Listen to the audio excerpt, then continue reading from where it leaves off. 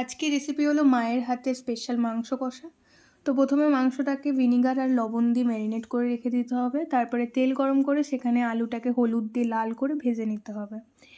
তারপর ওই তেলের মধ্যে জিরে, এলাচ আর শুকনো লঙ্কা ফোড়ন দিয়ে দিতে হবে। তারপরে ওখানে পেঁয়াজ কুচিটাকে ভাজতে দিতে হবে। ওদিকে ভাজা হতে হতেই মিক্সির মধ্যে কাজু, আদা, রসুন, পেঁয়াজ কুচি, টমেটো কুচি, এগুলো কুচি না, এগুলো কাটা, কাঁচা লঙ্কা, শুকনো লঙ্কা আর মিট মশলার গুঁড়ো দিয়ে এটাকে ব্লেন্ড করে নিতে হবে। ব্লেন্ড হয়ে গেলে তো বেরেস্তা যেটা হয়ে যাবে সেটার মধ্যে ব্লেন্ডটাকে মিক্সারটাকে দিয়ে ওটাকে ভালো করে একটু কষিয়ে তার মধ্যে চিকেনগুলো দিয়ে দিতে হবে। চিকেনগুলোকে কষিয়ে নিয়ে সেখানে টক দই দিয়ে আবার চিকেনটাকে ভালো করে একবার কষিয়ে নিতে হবে।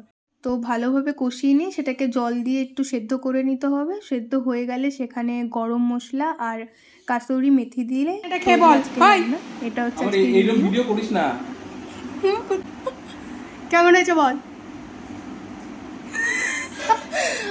আরে বল। ভালোই হয়েছে।